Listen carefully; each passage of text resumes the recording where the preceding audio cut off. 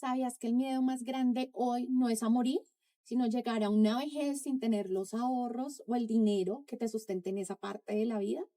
Esto lo dice un estudio de Allianz, y es que nosotras como mujeres cubrimos ese riesgo por partida doble. Uno, vivimos un poco más que los hombres, y dos, porque normalmente acumulamos menos capital que ellos a lo largo de nuestra vida laboral. Nos enseñaron a ahorrar para el futuro, pero no invertir para tener libertad financiera. Y justo de eso es de lo que vamos a hablar en nuestro capítulo de hoy en Mujer On. Vamos a hablar del dinero y de las conversaciones que no nos enseñaron a tener sobre el mismo. Hola a todos, bienvenidos a nuestro quinto capítulo, Dinero, la conversación que no nos enseñaron a tener. Mi nombre es Marcela Torres.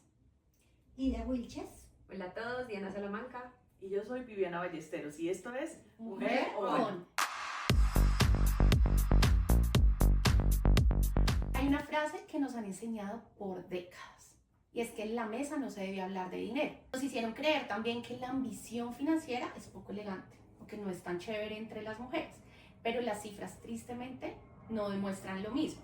Según un estudio que hizo ONU Mujeres en 2023, se identificó que si seguimos al ritmo al que vamos actualmente, cuando nosotras como mujeres lleguemos a la vejez, vamos a tener un patrimonio menor que el de los hombres en cerca del 32%. Y no es que no trabajemos, es que simplemente lo que estamos generando no necesariamente se traduce en un patrimonio real.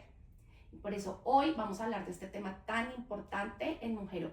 Vamos a desmantelar esa idea de que simplemente es generar dinero. Hoy vamos a hablar de emprendimiento, vamos a hablar de ser productivas con el dinero y también el tema de la dependencia financiera. Así que este capítulo va a estar bien interesante. ¿Listas? ¿Arrancamos? Bueno, Estoy emocionada por este capítulo. me encanta. Y por arte de magia, acá les tengo unas paletas que les voy a ir compartiendo. Yo cojo eso. Vamos a arrancar este capítulo con el termómetro de verdades. Y acá, ¿cuál es la idea? Les voy a leer unas afirmaciones y la idea es que ustedes muestren verde si se han sentido identificadas con la afirmación. No que estén de acuerdo, porque a veces podemos estar no de acuerdo con algo, pero pues en algún momento de la vida nos ha pasado. Y rojo si definitivamente nada tiene que ver con nosotras. ¿Están listas? Sí, listas. Bueno, arranco con la primera.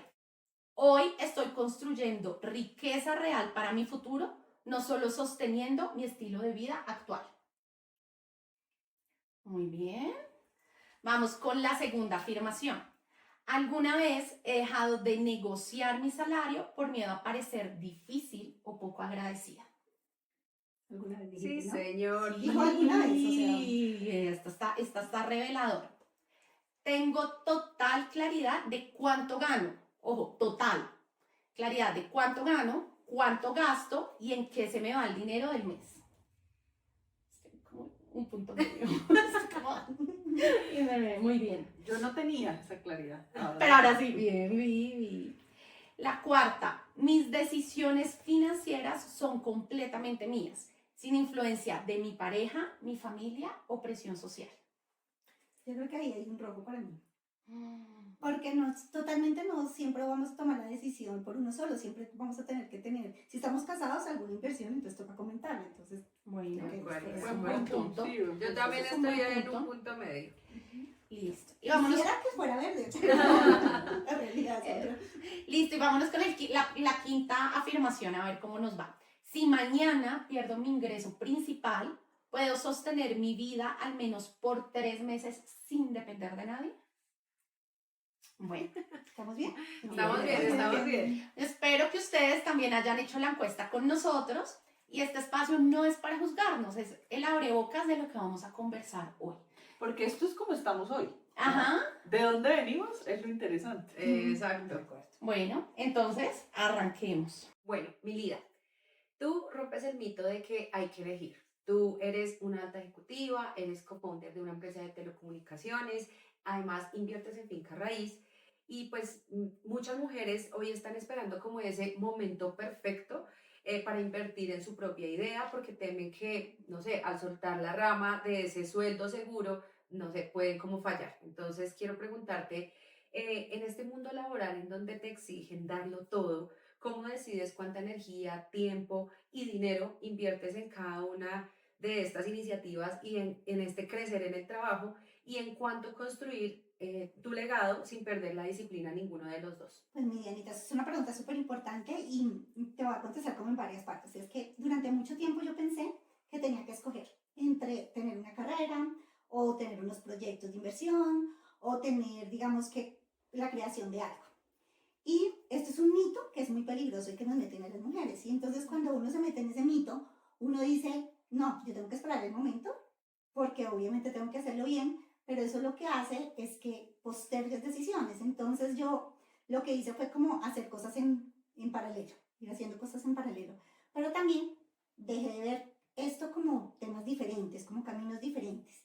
Y lo que hice fue que empecé a verlo como cuando tú miras los portafolios de servicios que te están dando los financieros y demás. Y tú no pones tu dinero solo en un solo activo. Entonces también siento que uno no tiene que poner su energía y digamos que sus capacidades en una sola decisión. Entonces o el empleo o la creación de algo o porque tengo que hacer una inversión. Hice una reflexión para mí que para mí es como una regla de oro y se las quiero compartir. Y es, mi salario es lo que me financia, digamos que lo que tengo en mi presente. Mis inversiones es lo que me financia mi futuro.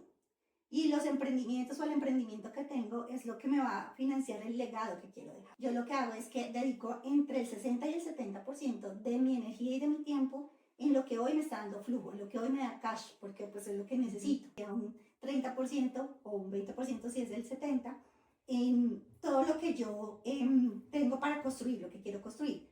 Y un 10% en pensar en qué quiero invertir. Pues obvio, yo no empecé a emprender con un negocio grande, sino algo pequeño que me permitiera hacer esas inversiones y ir mirando cómo va sucediendo. Porque muchas personas pensamos que emprender es renunciar, dar un salto al vacío, o sea, mejor dicho, ya me voy a hacer millonario y demás. Y no, yo siento que eso es más bien una opción B, ¿sí? Una plataforma B que te sirve para ir creando algo para tu futuro. Súper, súper, mi Lida.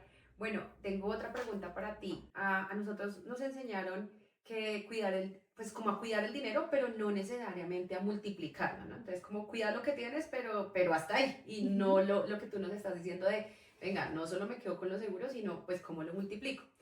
Entonces, quiero preguntarte, ¿qué creencia tuviste que soltar para dejar de proteger ese dinero y empezar a ponerlo a trabajar?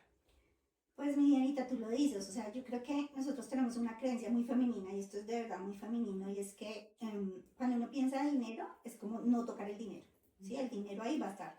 Entonces nos enseñaron a ahorrar y somos buenas ahorrando seguramente, nos enseñaron a ahorrar y decir ahí está el dinero, quietico y demás, pero no necesariamente invertir, eso como que va cogiéndolo uno con los años. Entonces, porque también uno puede tener un riesgo súper moderado y decir yo no invierto, ahorro, pero pues eso también lo que hace es que el dinero vaya perdiendo valor en el tiempo, ¿sí? Entonces no es que tengas ahí algo ahorrado porque lo que ahorraste hoy en 3 años no es lo mismo, no te va a servir para lo mismo. Entonces yo antes pensaba, pues lo que decía, algo muy femenino y era como conservar el dinero, porque eso nos va a dar como algo para el futuro. Y ahora lo que pienso es en qué lo invierto, en qué ahorro, porque lo que yo sí quiero, y yo no sé si les pasa a ustedes, pero yo sí no quiero esperar hasta tener 57 años para pensionarme, si no cambian las reglas, y pensionarme un poco más antes. Entonces estoy trabajando cada día para que eso sea mucho más rápido. Entonces yo cambié la relación, lo que les quiero decir como al final es que yo cambié la relación del dinero y es que yo no gano más por tener cuanto más gano. Gano más es cuando pienso en que invierto y que mi dinero trabaje por mí, incluso cuando yo no esté trabajando por él. Y de hecho ahí lo que comenta Lida está asociado con esta idea que nos están vendiendo y que realmente no entendemos bien, es que el dinero es energía al final. Y si nosotros dejamos esa energía estancada, eso es como el agua que está corriendo y de pronto la estancamos en un punto, pues ya no va a fluir, el agua se va a dañar, ya no va a ser útil ni para regar las matas ni para alimentar los animales. Lo mismo es el dinero. Entonces hay que hacer que fluya y el hacer que fluya está asociado con ponerlo a trabajar para que genere ingresos que nos generen tranquilidad, que nos generen bienestar, que lo podamos utilizar para, para estar bien en general, para cumplir como con los sueños que tenemos. Porque pensionarse antes no significa dejar de trabajar. No. Pensionarse antes Tener significa calidad de vida, yo creo. tener tranquilidad financiera de yo puedo hacer o no hacer o decidir qué quiero hacer con mis días, con mi tiempo, De acuerdo. de aquí en adelante. Y eso es maravilloso. Y yo siento que el riesgo uno no lo debe ver como que el riesgo es un riesgo de emprender, voy a perder algo, no. El riesgo aquí es depender de una sola fuente de ingresos. De acuerdo. Yo creo que ese es el cambio de chip. Ujú. Ese es el cambio de chip que me llevo yo en lo personal, porque a mí me cuesta mucho tomar ese tipo de decisiones, porque la pregunta rápida o la frase que se me viene de una vez a la cabeza es, ¿qué pasa si pierdo este dinero por el que he trabajado X tiempo? De acuerdo. Y como lo es, me parece que es bien importante, me llevo ese mensaje. Jenny, y yo creo que ese temor no es solo tuyo, o sea, realmente ese es el temor que muy pocas personas que tienen ese espíritu emprendedor no lo ven, pero la mayoría de personas sentimos ese temor de, venga, voy a la segura y si muevo y si invierto y si hago cosas así sean mínimas, siempre sientes como ese miedo a, puedo perder lo que tengo, puedo perder lo que he capitalizado, los ahorros que he construido, entonces sí, creo que es algo generalizado. Porque miren, niñas, llévense en esta frase. El dinero guardado nosotros nos protege, pero el dinero invertido nos transforma y nos permite tener la libertad que Vivi decía. Entonces, Vivi, quiero hacerte una pregunta a ti, y es que hay algo de lo que casi nosotros no hablamos y digamos que nos quedamos calladas. Y yo no sé si tú sabías que hay un estudio del Organismo Internacional del Trabajo que dice que acumulado nosotros ganamos un poco menos del 20% de lo que ganan los hombres en cargos similares a los de nosotros. Y no solo eso, también el dato que Dianita nos decía al comienzo, de que en patrimonio nosotros, acumulado al final de nuestros años de vida, tenemos el 32% menos que los hombres. Entonces, yo siento que acá el problema no es hablar de las cifras, no, pues porque las cifras van, suben, bajan, lo que sea.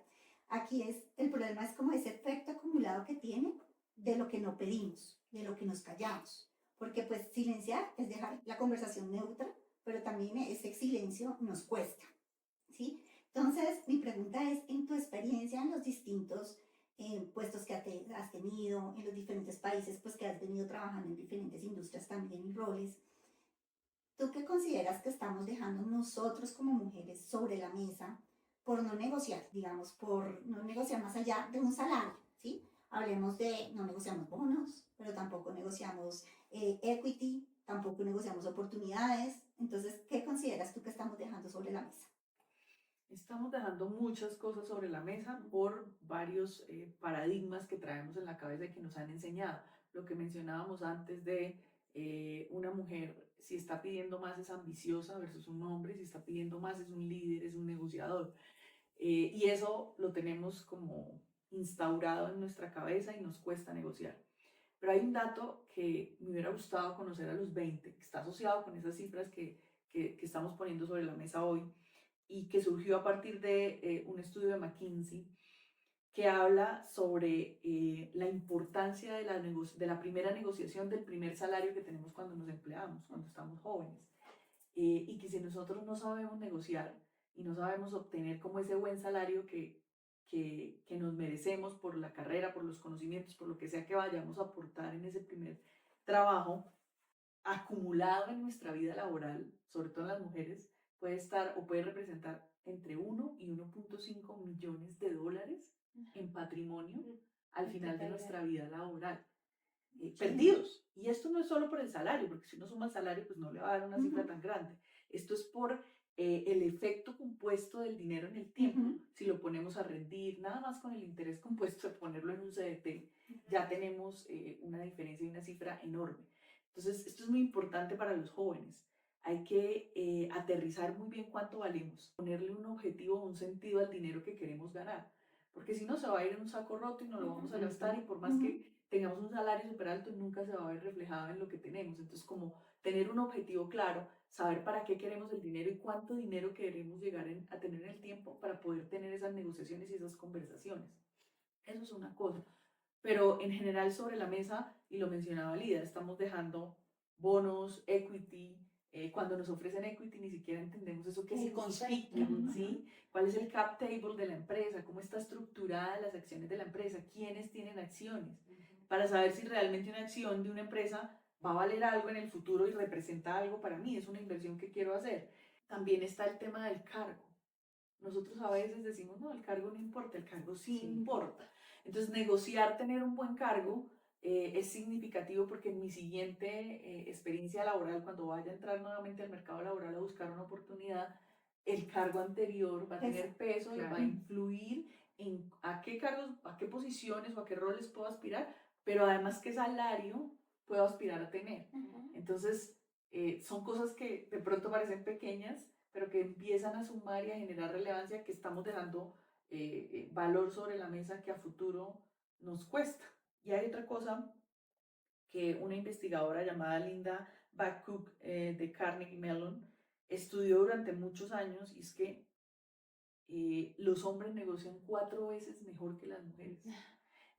Incluso si tienen menos habilidades, menos experiencia, menos capacidades, tienen una habilidad de negociación que es impresionante. Yo he estado estudiando como muchos de estos hombres o muchas de estas teorías que hay alrededor de este tema, y es impresionante ver que esto no es una idea, no nos lo estamos inventando. Hay estudios de universidades enormes en el mundo que hablan de esa capacidad de los hombres, de la que tenemos que aprender para dejar de tener como valor sobre la mesa que perdemos. Y hay otro dato importante, y es que cuando negocian un salario, los hombres siempre piden entre un 30 y un 40% más que nosotras. Entonces, porque al final muchas veces nos preguntan en la entrevista cuánto se quiere ganar, cuál es su salario, aspiración su salarial. Y ahí generalmente pedimos un 30% menos que un hombre, para el mismo rol, incluso con más experiencia, más preparación, más estudio. Entonces, tenemos que ser muy conscientes y empezar a ponerle precio a nuestras habilidades, a nuestra experiencia, y sobre todo, más allá de ponerle precio a eso, entender qué queremos lograr, hacia dónde vamos, cuál es nuestra meta financiera, y frente a esa meta financiera, cuál es el siguiente paso que tenemos que dar y cuál es el mínimo aceptable para esa siguiente oportunidad laboral. Y es que es una realidad, perdóname mi vida, pero cuando nomás hicimos el juego de las paletas, yo ahí me confesé y es, a mí me cuesta pedir un incremento salarial al momento de negociar lo que tú decías en nuevas oportunidades o cuando uno se está postulando, uno empieza, bueno, sí, le sumo un poquito a lo que me estoy ganando actualmente, pero como que no haces ese ejercicio muy consciente que tú estás mencionando de, oiga, ese valor, esa aspiración salarial que estoy poniendo sobre la mesa o cuando tengo una conversación negociando o renegociando condiciones laborales cuando ya estamos vinculados, es muy importante y yo siento que es algo, por lo menos a mí me ha pasado, que nadie le enseña a uno a hacerlo y de lo que no se habla. Y si no sabemos cómo hacerlo, que eso es otro dato importante, o sea, ¿en dónde tenemos que buscar cuánto me podría ganar yo con mis habilidades, independientes si soy mujer o hombre? Hay ya estudios. muchos portales, muchos estudios salariales que nos permiten hablar de la media del mercado.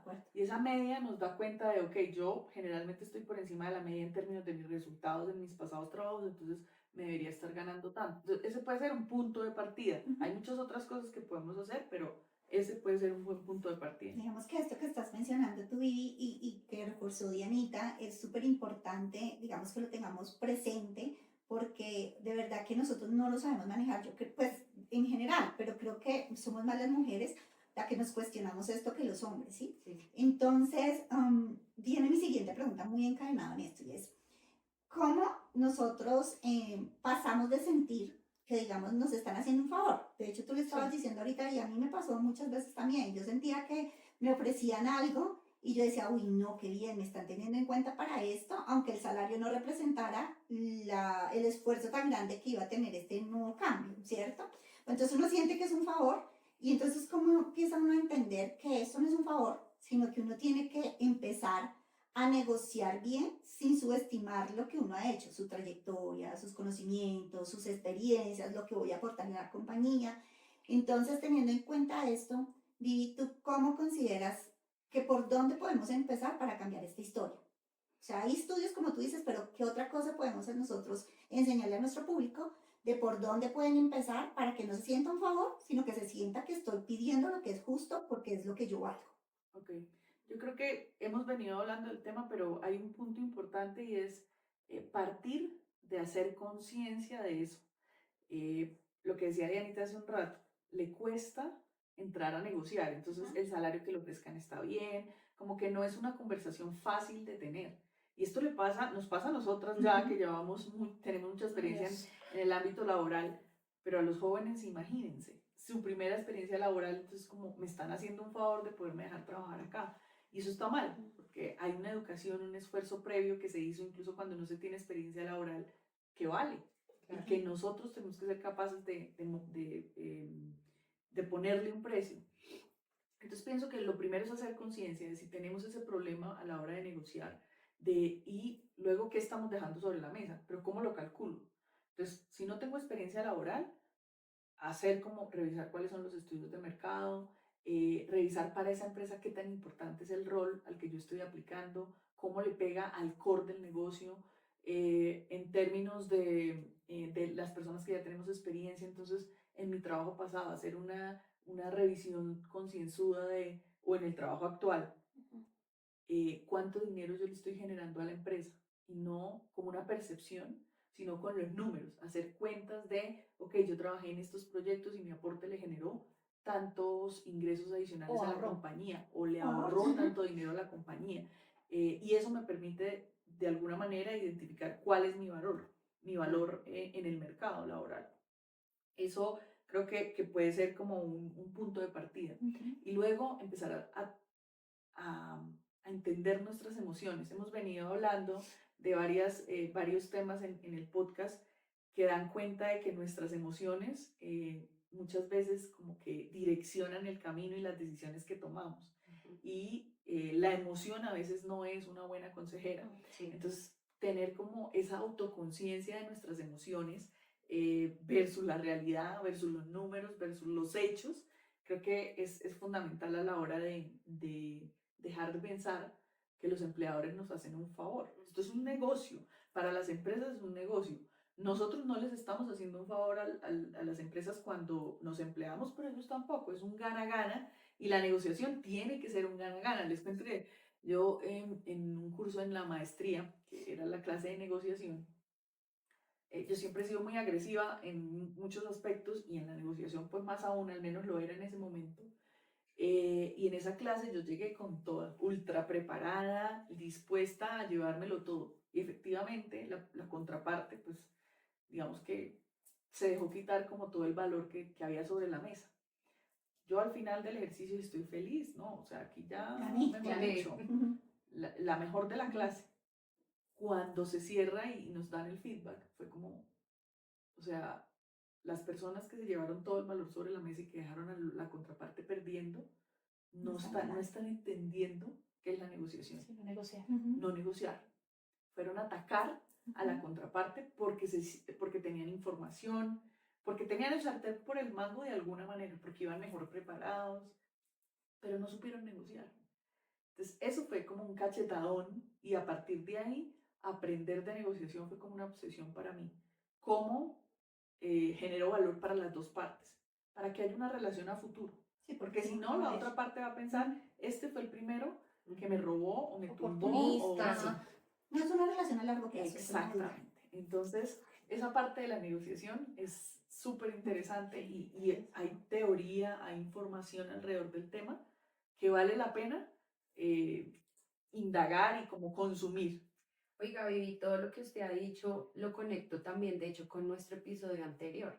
Porque si se dan cuenta, claro, estamos hablando hoy del dinero, del poder de negociación, de este tema, pero también es de lo que yo valgo, que a veces no soy consciente de lo que valgo. Y tiene que ver con nuestro episodio anterior del síndrome del impostor, y es como que siento que no valgo, entonces no negocio, lo que me ofrecen está bien, me siento cómoda con lo que me dan y antes siento que me están haciendo un favor, y realmente no es así. O sea, tú vales, tú estás en una industria en donde lo que sabes, lo que conoces, lo que has estudiado, la experiencia que has adquirido durante todo este tiempo, pues tiene un precio, ¿cierto? Y no es un precio menor, y es, venga, denme el valor que realmente pues yo tengo. Claro. Oigan, qué picada con este tema. Yo creo que vale la pena de pronto. Y si ustedes no lo quieren dejar en los comentarios, si de pronto hacemos un episodio de negociación, me parece que está. Que las es, o sea, para estrategias que abordar hay, este la tema, teoría es brutal. me encanta, O sea, y interesante. todo Hay mucho por texto aprender. para eso. Yo también Sí. en el MBA lo vi, y es de hecho te dan un solo módulo de negociación y es duro. Sí. Es duro. me encanta, me encantaría escucharlas, todo lo que han aprendido. Bueno, Dianita, hay algunas cosas que la gente no sabe de ti. Tú, aparte de ser una tesa en producto, en realidad por profesión eres contadora y tienes un emprendimiento en temas contables. Así es. tú ves las personas de una manera que normalmente no se ve. Es que tú las ves sin el filtro del tema financiero. Tú ves cifras, tú los conoces desde su información financiera. Y acá hay algo que me parece importante porque tú, con las cifras detrás de cada dato, detrás de cada declaración de renta, tú vas a ver decisiones acertadas, pero también unas no tanto. Y ahí me parecería importante y quisiera preguntarte un poco, que conoces como la historia financiera de muchas personas, ¿qué patrón has identificado que se repite incluso en personas que tienen altos ingresos, que uno esperaría que su economía fluya un montón, que tú dices, esto no lo puedo hacer yo jamás? Bueno, Marce, le metimos picante a esto. Bueno, no, digamos por ética profesional. No das No, nombres. no doy Aclaramos nombres. que ella le hace la contaduría a varios de acá. Presente. No vayas a poner mi ejemplo, por favor. No, pero mira que hay algo que se repite muchísimo y aunque es incómodo decirlo, ganar más no siempre significa tener el control. Ganar más a veces significa tener más capacidad de desorden, ¿sí? Yo he visto personas con ingresos muy altos que igual viven al límite, con un estilo de vida más caro, ¿sí? Pero pues que su patrón más peligroso es ese, confundir ingresos con riqueza. Yo creo que eso es algo que muchas personas confundimos y es, yo gano más, entonces yo soy más rico, tengo más dinero, digamos, pero realmente eso no es así. Porque una cosa es cuánto te entra y otra muy distinta es realmente cuánto construyes, ¿sí? Entonces, a mí realmente lo que me hizo clic fue ver gente que en el papel lo tienen todo, pero en la práctica no saben cuánto gastan, no saben qué ahorros tienen y dependen completamente de ese ingreso. Si ese ingreso un día les falla, pues hasta ahí llegaron, ¿sí? Entonces yo dije, venga, esto no me puede pasar a mí, porque pues el verdadero riesgo realmente no es ganar poco, ¿sí? El riesgo es vivir como si siempre fueras a ganar lo mismo o incluso más, ¿sí? Uno siempre está contando con eso. Nunca piensas como, ve, ¿qué pasa mañana si me quedo sin trabajo, no? Yo sigo contando con mi ingreso, sobre eso gasto y gasto, y es la frase que dicen nuestros papás de entre más gana, más gasta, ¿sí? Eso es muy real. Y pues, spoiler, niñas, la vida no funciona así.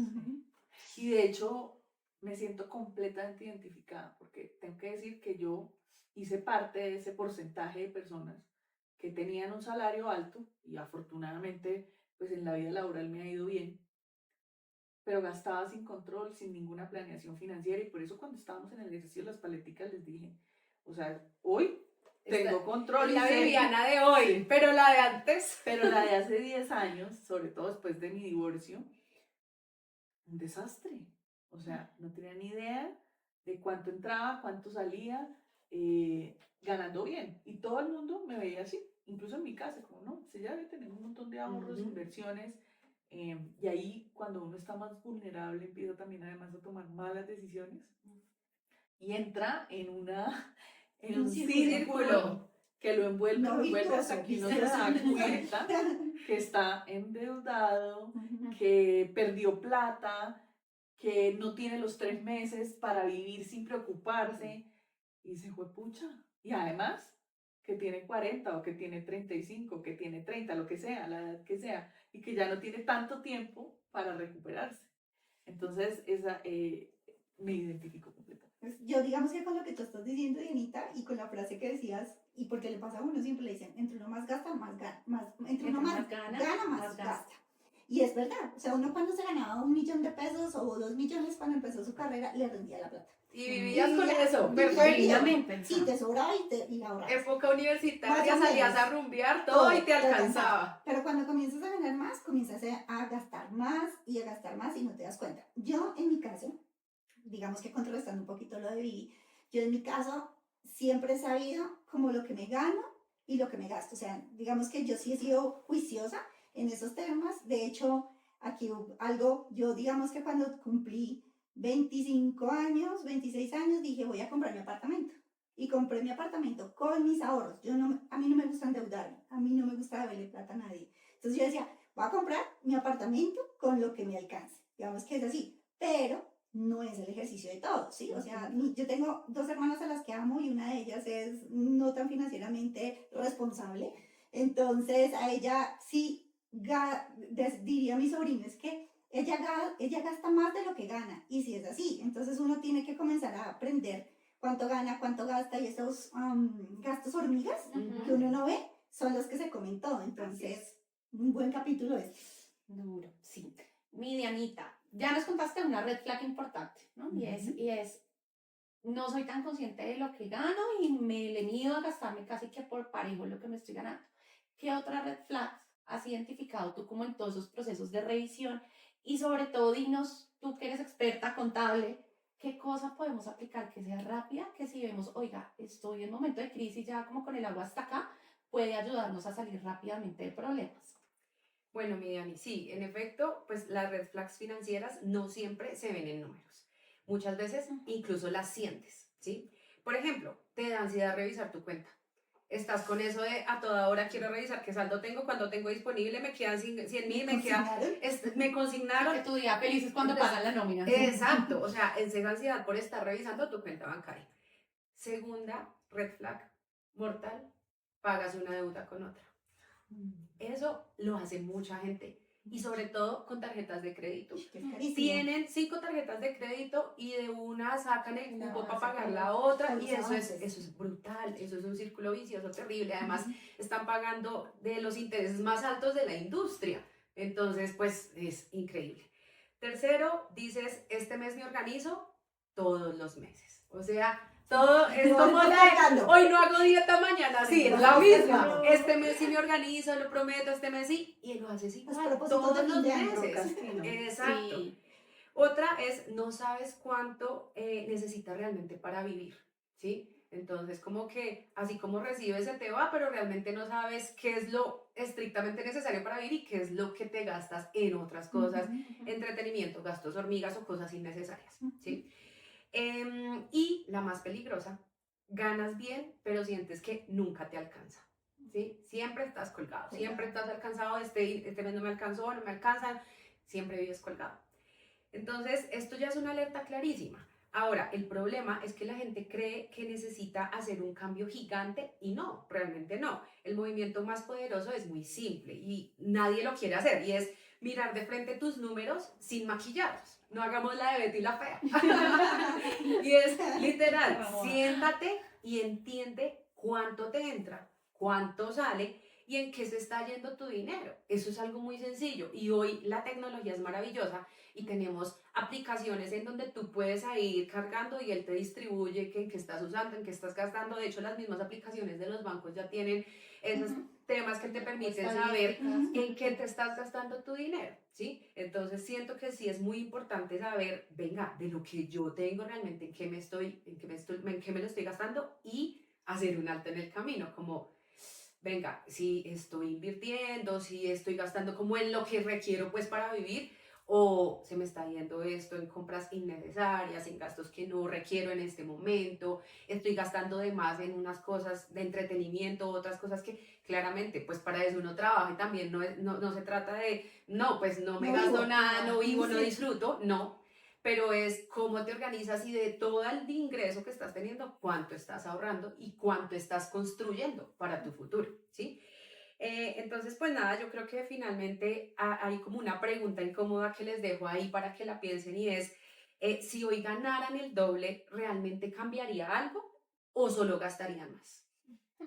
Yo tengo la respuesta porque ya lo viví, ya lo experimenté, ya pasé por esa etapa en la que tenía deudas y ganaba, entonces me ganaba, no sé, un 50% más de mi salario y de todas maneras no me alcanzaba. Entonces, salir de ese círculo vicioso es súper difícil. Dianita mencionaba que hacer un presupuesto y tener claro cuánto entra y cuánto sale es muy fácil en el papel, pero lo primero que uno tiene que hacer es mentalizarse en que tiene que hacer un cambio y que no puede continuar así. Entonces, hay gente que llegar a ese punto para tomar la decisión es como, me botaron de la casa y no tengo para pagar el arriendo, sí, como que tienen que tener un momento muy difícil para poder dar ese salto y cambiar. Digamos que yo hice conciencia de otra manera, eh, pero me costó un montón dar el salto. Y yo soy una persona que me considero una persona inteligente, que conoce, entiende los números, que entiende cómo hacer un presupuesto, pero lo primero que hay que cambiar es la relación que tenemos con el dinero. ¿por qué estamos haciendo eso? Porque hay una razón detrás, no es Ujú. porque yo sea un indisciplinado, desorganizado, descuidado, por eso no estamos hablando de crítica, sino de la vida real. Ujú. Pero es que tú No se sabías, trata de eso, Vivi, es de escuché educación financiera y de entender en, los complejos. en eso que tú estás diciendo, es que escuché algo que es súper importante para nuestra audiencia, también es relevante, y es que el 70% de lo que nosotros hacemos es basado en reflejos anteriores, Claro, en emociones sí. anteriores, en la relación que tuvimos anterior con el dinero. La Y esa la que nos relación, enseñaron nuestros eso papás. te iba a decir, esa relación no es la que uno tiene, sino la que a uno le enseñó los papás, la Así mamá de es. los papás. Yo porque digo que yo soy juiciosa financieramente y siempre lo he sido financieramente, entonces a tu pregunta mi respuesta sería, si yo ganara el doble, seguramente invertiría más, ¿sí? ¿Por qué razón? Porque yo sí viví una época en mi vida donde pasamos muchas duras y maduras, como dicen, que no nos alcanzaba la plata, 3 hijas, los papás haciendo esfuerzos y como dices, un hueco, tapando un hueco y demás. Entonces yo conscientemente, y hace poco lo vi, dije conscientemente, yo tenía como 7 años y yo dije, yo no quiero que me pase eso Ujú. en mi futuro. Entonces como yo no quiero que me pase eso, voy a tomar medidas y desde chiquita, o sea, no sé cómo lo hice porque era muy chiquita, eso me dejó una enseñanza a mí, que soy la más juiciosa de mis hermanas para esto, pero es por eso, porque Pero había mira, una usted dice carencia algo importante. Las tres vivieron en el en el mismo mismo entorno. lugar. En mi casa es Con una igual. formación Somos similar. 5. Formación similar, mismas situaciones, todo. Incluso a veces la misma, edades similares. Y el comportamiento, la relación del dinero es completamente diferente. Sí. Mis hermanas, 2 hermanas, son súper juiciosas con el dinero, organizadas, tienen presupuesto, han hecho una cantidad de cosas que yo digo, ¿cómo? Si yo me gano 3 veces más que lo que se ganan ellas. O en algún momento de la vida, ¿no? Hoy estamos en una situación diferente, pero esa realidad es muy diferente para cada persona. Entonces, lo importante es yo tengo que hacer conciencia de cuál es mi relación con el dinero, Esa es la clave. subsanar o sanar esa relación que tengo con el dinero y empezar a tomar acciones pequeñas. Sí, sí, y es que lo que usted dice, hasta que uno no se hace consciente, no lo puede cambiar. O sea, lo primero es la conciencia. Y les dejo algo que puede sonar fuerte también, pero es real y es lo que uno no mide, lo controla. ¿Sí? Sí. Y es así, entonces hay que tener conciencia, hay que medir y sobre eso pues tomar decisiones. Como todo en la vida, acá estamos hablando del dinero en nuestros ámbitos personales, familiares, pero igual en sus trabajos no les pasa que si uno no mide una iniciativa no sabe cómo está. Entonces Sí, es muy clave poder tener las cifras, los números claros y con eso tomar decisiones. Y muchos medimos en el trabajo y estamos conscientes y vamos y hacemos como esa revisión y ese control. En la vida casa, pues, personal. en la vida Ajá, personal, sí. cuesta más. Y es que esa relación con el dinero tiene otra moneda, porque yo las he escuchado a ustedes, mi relación tiene algo particular y es que a mí me cuesta gastar. O sea, que me es fácil comprar pendejaditas por internet, cualquier pero comprar algo grande me cuesta. Y eso, ¿quién me hizo caer en cuenta? Fue mi esposo, por ejemplo. Me decía, tú eres muy generosa. Ah, no, sí, ahí sí me las doy. Pero me decía, tú eres muy generosa con los demás, pero si vas a gastar algo grande para ti, te cuesta mucho. O sea, me cuesta y me cuesta un montón. Entonces, sí, esa la pensé como 6 meses, de verdad. O sea, que tampoco era la inversión de tu vida. Pero sí hay que entender ese relacionamiento porque efectivamente la relación que tenemos con el dinero habla mucho de cómo Sí, yo somos soy al nosotros. contrario que tú, ahora escuchándote, o sea, yo no gasto tanto en pendejaditas, perdón la palabra, gasto más en cosas como grandes, o sea, por ejemplo, a los 25 años yo estaba pensando en comprar un apartamento, no en pendejaditas, por decir algo. Entonces, sí hay relaciones totalmente diferentes y eso depende, como dice, y de las emociones y de lo que nos han enseñado atrás. Yo a los 25 años solo pensaba en ganar más para viajar, para... Bueno, también viajar, Para tomar, me Para imagino, tomar. cuente la verdad, es que viajar. pero también los tiene dos. que ver con los hobbies también, o sea, porque a mí me cuesta trabajo gastar en bobadas, y no es que lleve un Excel y eso, porque no, yo no soy de llevar Exceles y eso, pero sí obviamente sé lo que tengo y lo que gasto. Pero también me doy gustos, mucho gusto, a mí mi hobby es viajar, y a mí no me importa pagar por viajar, ¿sí? Pero me cuesta trabajo, por ejemplo, gastar en comida, porque a mí no me mata la comida, para mí lo elemental, ¿sí? O sea, no me mata. Entonces también tiene que ver con los gustos que uno tiene. No, mi espíritu de contadora, sí. Tú sí, el Excel, me De imagino. nacimiento, Con el Excel. yo tengo la aplicación en mi celular, yo manejo un Excel, yo presupuesto todo, yo reviso los números 100%, o sea, yo sí soy, Y de hecho yo también fui muy juiciosa y yo compré mi apartamento a los 23. O sea, y también he sido como, no, o sea, y a mí, yo veo a mis hermanas que tampoco son las más juiciosas financieramente, y eso que su hermana aquí les dice, pero ellas son gastadoras compulsivas. O sea, ellas no pueden ir a un centro comercial. Es como, nah, no tengo chaqueta, no tengo jean, no tengo pantalón, no tengo tenis. Pues pucha, yo digo, no, yo no puedo. O sea, yo soy más bien muy organizada y como que sí estructuro y planeo muy bien en lo que voy a gastar. De hecho, ya creo que me voy al otro extremo. Pero me ha funcionado, me ha funcionado. Pero mira que somos diferentes, aquí vemos uno, otro. Y ahora vamos al bloque más controversial de todo el episodio del dinero. Y es cómo manejamos el dinero en pareja. Hot. Está picante. Importante. Un vasito de agua.